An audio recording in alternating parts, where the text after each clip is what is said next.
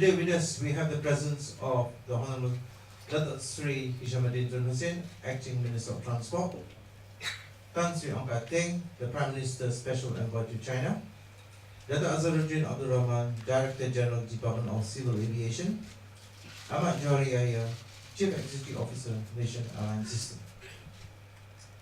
Ladies and gentlemen, members of the media, to start off the press conference this evening, I hereby call upon the Honorable Datuk Sri Hishamuddin Tun Hussein, Acting Minister of Transport, to deliver his statement. Honorable Minister, if you please do the honor, sir. Bismillahirrahmanirrahim. Malaysia continues to work out the diplomatic, technical and logistical challenges involved in the search for MH370. We are still awaiting information from the Australian search and rescue operation as to whether the objects shown in the satellite images released by Australia yesterday are indeed related to MH370. In the meantime, we are continuing search and rescue operations in the rest of the southern and northern corridors. I will now give you a brief operational update as usual. Search efforts southwest of Perth continues, and the Australian authorities are intensifying their efforts in the area. HMAS Success is due to reach the vicinity of the objects tomorrow. China has deployed 5 ships and 3 ship-borne helicopters, which are currently heading towards the southern corridor. 3 Chinese aircrafts, 2 Illusion 1 IL-76s, and 1 Shaanxi Y-8 arrived in Malaysia at 1100 this morning. They will also be searching in the southern corridor. Japan is deploying its assets to Perth, including 2 P-3 Orions, to assist with the Australian search efforts.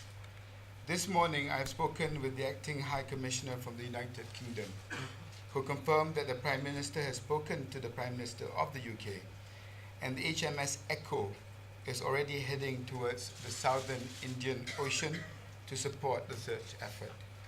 He also confirmed that the UK will be providing us with a list of possible assets that can be deployed if needed.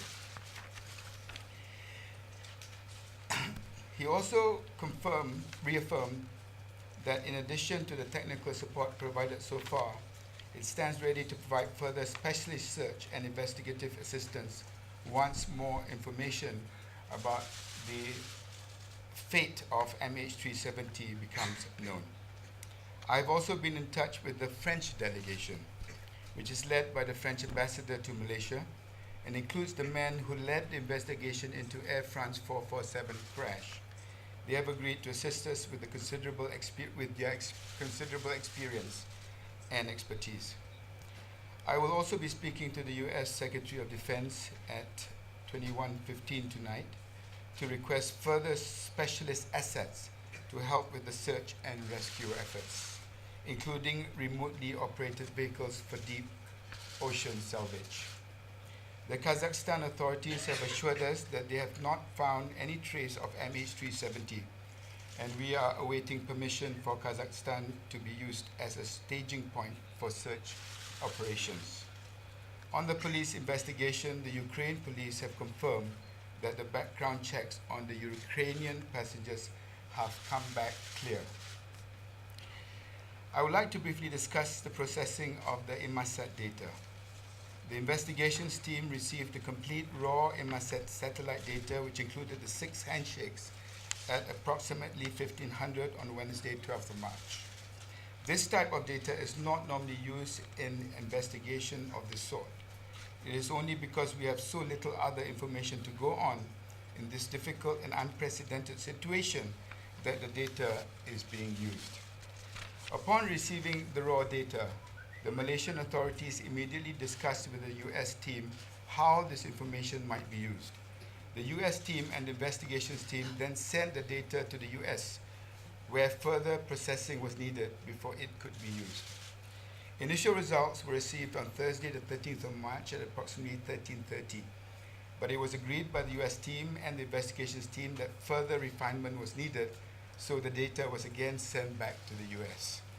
The results were received at approximately 2:30 on Friday, the 14th of March, and presented to the investigations team at a high-level meeting at 2100 on Friday. The UK AAIB, who had also been processing this data independently, presented their results, which concurred with ours and those of the US team at that meeting. The Prime Minister was briefed on the satellite information at 8 a.m. Saturday the 15th of March and publicly announced it at the press conference at Saturday lunchtime. Search and rescue operations were immediately shifted to the northern and southern corridors. Last night in Kuala Lumpur, we held a briefing for the relatives of those on board MH370. As I mentioned in yesterday's statement, the briefing was to update family members on the latest developments and to answer questions and clear up any confusion. The meeting was well attended by family members from different nations, including Malaysia, and by representatives from the Chinese Embassy in Kuala Lumpur. A high-level Malaysian delegation, including representatives from Malaysian Airlines, the Department of Civil Aviation, the Ministry of Transport, the Ministry of Defence, the Ministry of Foreign Affairs, and the National Security Council also attended the meeting. We had a very constructive and frank discussion. Although we answered most of the questions they raised, we could not answer them all. These briefings will continue and the family's convenience, at the family's convenience, for as long as the families want them. The briefing brought the families and the Malaysian authorities closer together, not just in terms of sharing information, but also in terms of listening to the voice of the family members. The Prime Minister's Special Envoy to China will be coordinating the briefings in Kuala Lumpur from now on. The high-level team I announced yesterday arrived in Beijing last night. Today they met with family members for 3.5 hours. Ladies and gentlemen, this continues to be a multinational effort coordinated by Malaysia and involving dozens of countries from around the world. We continue to receive offers of assistance, including specialist assets that can help with the search and rescue. And we welcome all assistance as we continue to follow every credible lead. Thank you. Okay, ladies and gentlemen, the floor is now open for question and answer session. We'll start with the local media first. Please, sir. Assalamualaikum Datuk Seri. Assalamualaikum Datuk Seri, saya Rafi dari RTM. Sekiranya dua objek yang ditemui di Australia itu tiada kaitan dengan MH370, apakah kerajaan mempunyai perancangan untuk menubuhkan sub-center SAR di koridor utara memandangkan ia antara petunjuk selepas ini, dan sekiranya ada, apakah kerajaan mempunyai pelan SAR untuk ke sana, dan bagaimana dengan penerimaan keluarga selepas mendengar taklimat semalam kerana ada yang mendakwa keadaan agak tegang. Kita sedang buat persiapan untuk kedua-dua kemungkinan tadi, dan dari segi persiapan dengan keluarga kita sedia maklum dan kita dapat sekiranya maklumat yang kita terima daripada pihak-pihak yang berkenaan dapat disampaikan kepada mereka secepat mungkin dalam kedua-dua perkara ini. Tapi malangnya setakat hari ini, setakat pukul 5.40 tidak ada perkembangan yang positif yang untuk kita sampaikan kepada mereka. Yes, please. Assalamualaikum, saya Shima daripada TV Al Hijrah. Datuk Seri, laporan hari ini ada mengatakan ada 4 kapal Cina dilarang masuk untuk ke perairan India. So macam mana Malaysia sebagai ketua operasi untuk menyalaraskan operasi mencari dan menyelamat ini supaya lebih berjalan lancar? Terima kasih. Laporan itu tidak benar. Seperti kenyataan saya tadi, dah beberapa kapal telah pun bertolak dan ke arah koridor selatan.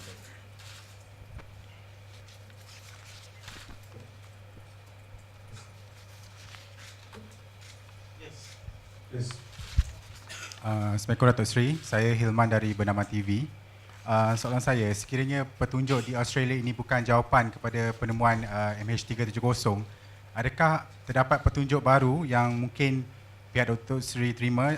Dan soalan kedua saya, berapa lama SAR ini akan dijalankan? Adakah selepas signal kotak hitam yang bertahan 30 hari. Saya dimaklumkan bertahan 30 hari itu. Selepas itu adakah ia akan ditamatkan, Datuk Seri? Tidak, sebenarnya kita akan teruskan dan masih lagi bersemangat untuk operasi mencari dan insya-Allah untuk menyelamat. Dan apa maklumat yang saya terima daripada pasukan Perancis, di mana kapal terbang Perancis mengambil masa 2 tahun untuk kita cari dan dapat balik kotak hitam itu. Ada teknologi-teknologi yang lain yang digunakan selepas 30 hari tempoh yang telah pun ditetapkan. Okay, selamat petang Datuk Seri. Saya Kadir daripada RTM. Saya ada 2 soalan untuk Datuk Seri. Soalan pertama apakah masalah yang bakal atau dihadapi oleh SAL tim kita yang menjalankan misi di koridor, khususnya di koridor selatan yang melibatkan kawasan pencarian yang luas, dan seperti yang kita tahu penemuan 2 objek yang terbaru ni yang dipercayai serpihan daripada MH370 ni sedikit sebanyak menimbulkan persoalan mengatakan objek tersebut telah dijumpai, memandangkan gambar pada imej satelit tersebut bertarikh pada 16 Mac lepas. Dan satu lagi seperti yang kita tahu, bekalan bateri bagi menghantar isyarat lokasi kotak hitam pesawat hanya boleh bertahan sehingga 30 hari. Dan bagaimana kita hendak mencari kotak hitam tersebut selepas tempoh tersebut, memandangkan setakat ini kita tidak mempunyai sebarang teknologi yang membolehkan kita berbuat demikian, dan justru apakah langkah-langkah seterusnya yang membolehkan kita untuk menemui kotak hitam tersebut? Soalan kedua saya dah jawab tadi, di mana kepakaran daripada pasukan Perancis, di mana kapal terbang yang terlibat dalam insiden terdahulu juga dijumpai selepas 30 hari, dan itu sedang kita bincangkan apa keperluan kita. Tetapi saya berdoa agar kita dapat mengenal pasti dan dapat mencari pesawat berkenaan sebelum tempoh berkenaan. Berkait dengan cabaran untuk kita mencari pesawat ini, memang saya dah nyatakan sebelum ini, cabaran di koridor selatan merupakan salah satu cabaran yang perlu kita memberikan fokus yang teramat sangat. Dan maklumat yang kita terima daripada pihak Australia yang mengetuai operasi mencari di kawasan itu merupakan satu perkara yang ada lead yang kredibel, saya sebut semalam. Itu mesti dijadikan tumpuan kita hari ini. Kalau itu dapat kita pastikan, maka kawasan yang sebegitu luas dapat kita perkecilkan dan kita lihat kepada usaha-usaha lain yang perlu diberi fokus. This is going to be a long haul. I think we have to trench down on this, but like I said, the focus has always been to find the airplane, and the focus is to reduce the area of search and possible rescue.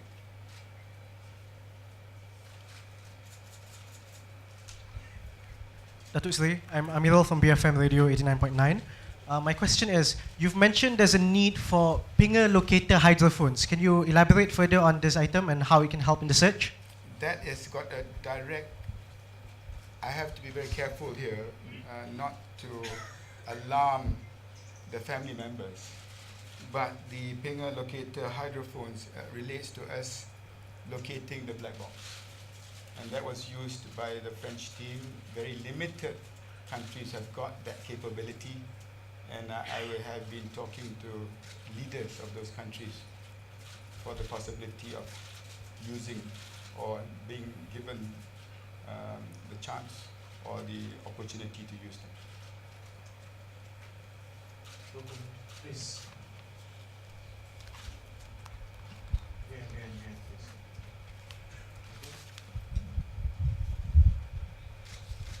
Helmi dari Cosmo, Datuk Seri.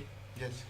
Soalan saya, bagaimana dengan penelitian kepada imej satelit yang didapati di barat daya Perth tu, bila tarikh yang didapati, dan juga memandangkan ini adalah very credible lead, mungkin ada tak maklumat-maklumat radar di kawasan lautan Hindi telah didapati berkenaan dengan objek yang ditemui tersebut? Dan satu lagi persoalannya kepada Mas ataupun DC, adakah pesawat Boeing kita dilengkapi dengan sistem yang dipanggil sebagai Boeing Interruptible Autopilot yang boleh menghalang sebarang tindakan hijack dari dalam secara manual. Melainkan kalau benda ni berlaku hanya boleh dilakukan secara remote control oleh military. Sekian. Sebelum saya serah kepada Dato' Azhar, kepada kacamata saya sebagai seorang yang tidak dilatih, it looks as though the images is just a speck in the ocean.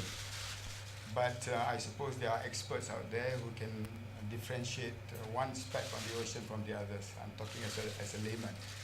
But as far as the kita first question is concerned, diberitahu secara rasmi oleh pihak Australia yang mereka dalam imaging satellite yang mereka dapati ada mengenai perkara ataupun objek yang credible lead datangnya daripada pesawat tersebut, dan mereka terus menghantar kapal terbang P3 Orion untuk melihat untuk mencari objek tersebut, dan sehingga hari ini kita dapat dengan positif mencari objek tersebut, dan mestilah ada analisisnya sebelum mereka mengumumkan bahawa objek tersebut is a credible lead. saya nak mengesahkan daripada kenyataan saya tadi bahawa 4 pesawat telah pun kita deploy kepada 2,500 km daripada Perth, dan pesawat-pesawat ini merupakan pesawat yang paling sophisticated, dan itulah yang kita gunakan, tak termasuk maklumat-maklumat lain berhubung kait dengan the P8 Poseidon and also the merchant ship that has responded to the shipping broadcast issued by RCC Australia on Monday. So, untuk soalan yang kedua, saya rasa ini soalan kedua mengenai autopilot ni, Pak.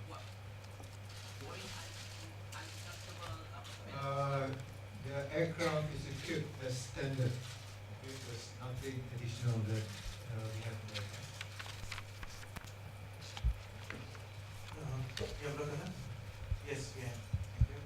Assalamualaikum, Datuk Seri. Suhaila daripada Berita Harian. Datuk Seri, betul ke Malaysia ada buka pusat operasi mencari dan menyelamat di Kazakhstan? Tadi saya dah maklumkan berhubung kait dengan status di Kazakhstan, di mana Kazakhstan telah mengesahkan setakat ini mereka tidak mempunyai apa-apa maklumat bahawa pesawat berkenaan telah mendarat di sana. Tetapi kita masih menunggu maklumat sama ada kita Kazakhstan dibenarkan sebagai staging point ayat yang digunakan tadi. Thank you. Yes, thank you. Datuk Seri, Elizabeth from the Malaysian Insider. Hi. Hi. Okay, Datuk Seri, there's not much been said about the status of police investigations into the pilot and the co-pilot for the past few days since, you know. So can you please? Yeah, saya can confirm that my discussions with some of the intelligence agencies, international intelligence agencies have come back to me that they have not found anything unusual from the manifest. They have looked at the passenger manifest earlier, but we have requested that they re-look at the list. And this is my own personal information that I received from the intelligence agencies. As far as the simulator is concerned, we have forwarded the information in there to international parties to verify, and within, I believe, in a very short period of time, the IGP might be able to come to you to inform you of the latest development on that. Okay. Last question from local media. Your extreme left, to see. Zurin from The Star. A lady has claimed that she saw something like what could be a MH370 while flying back from Mecca. She lodged 2 police reports and apparently nothing was done about it. Is that so? I don't have information about that particular sighting, but we've always said that any lead, where possible, we will follow up. But at the moment, the most credible lead we have is from the satellite images. Obviously, all our efforts in the last 2 days have been to verify and corroborate that information. Okay, ladies and gentlemen, we go to the international circuit itself, and this corner will start with our gentleman here. Sydney Morning Herald. Are there any strong leads at all? Anything significant? Or, is there any idea what happened? No. Please, behind the gentleman here. No, don't need. Angus Whitley from Bloomberg News. Minister, what conclusions have you drawn from the Inmarsat data that you received? And also from your analysis of the cockpit voice transmissions and the crew and the passengers and the simulator, the flight simulator, are there any conclusions either way that you've drawn, or any evidence of a struggle or anyone speaking under duress in the cockpit? Your first question on Inmarsat, with the Inmarsat information we received on Wednesday, the 13th of, yes, we received the 13th of March on Wednesday. We collaborated with our investigating team from the US team, and in the end of the day, we analyze it and come up with the two corridors, the northern corridors and southern corridors. And from the what we have gathered from the communication with the pilot, ATC and pilot, we have not come to any conclusion, because we have to get more information from the aircraft itself. I don't want to go out. It's very sensitive now to the next of kin, but we have to get the more evidence if we get the aircraft itself. That's what our main aim now is, to find the aircraft. Yes, please. Your question, please. Danny Lee, South China Morning Post newspaper. How much smaller are the chances of finding the wreckage in that spot off the west coast of Australia as every day goes past, given the fact that the currents in that region and the fact that the wreckage might have sunk? And when you talked about the Inmarsat data, what did you mean by it needed further refinement? Can you clarify? Let me just answer about the search.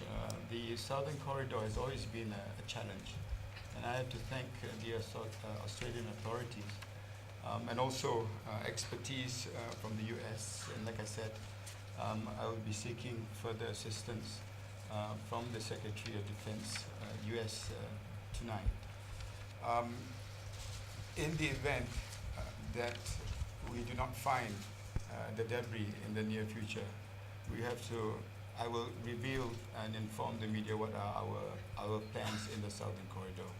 But let me just stress that the most sophisticated planes, aircrafts, and vessels are heading in that direction. Some have actually even covered the area. You're talking about the P3 Orions. You're talking about the P8 Poseidon. There are only two in this world. And US has given us permission and have deployed that in that area. So yes, it is a challenge, but we are using every possible asset and equipment that is available to the world out there to locate the aircraft. Upon receiving the raw data, the Malaysian authorities immediately discussed this with the US team and how this information might be used. So the US team and the investigation team of Malaysia then sent the data to the US, where further processing was needed before it could be used. So the initial result came back to us on Thursday, 13 March at 1:30 in the afternoon, and it was agreed by the US team and the Malaysian team that further refinement need to be done. So the data again was sent to the US. It doesn't mean much, but what did it show you when you received it? Well, I don't want to go to details about it, but the end of the end details about it, we come up with the two corridors, the northern corridor and southern corridor. The Inmarsat also, Inmarsat data also was used by the Aircraft Accident Investigation Board of UK, and they also did analysis on it. When AIB came to Malaysia on Friday, the 14th of March, we compared the US team effort, Malaysian team effort with the AIB, and the end result of the analysis match each other. Okay, we go to the next question after this. Yes. Mike, would you someone pass the mic over, please? Thank you very much. Your question, please. Hello, gentlemen. You're live on Sky News in the UK just at the moment. Thank you for taking the time to talk to us. I wonder two things. Could we see the cargo list, please, at some stage? And also, there are reports that there are lithium-ion batteries that were in the cargo hold. Is that true? And given that they are notoriously unstable, could that have had an impact on the aircraft? The cargo manifest list is obviously with the investigation team. We carry some lithium-ion small batteries. They're not big batteries, but they are basically approved under the ICAO, how we basically, under dangerous goods. It's not dangerous good per se, but in terms of they're not declared as dangerous good under ICAO. So it's being packed or, as recommended by ICAO. So we do check them several times, make sure the packing is right, and they are done in accordance with the ICAO guidelines. So airlines do this all the time. It's not just Malaysia Airlines. These goods are being flown by many airline cargo anyway. That's according to the ICAO ruling.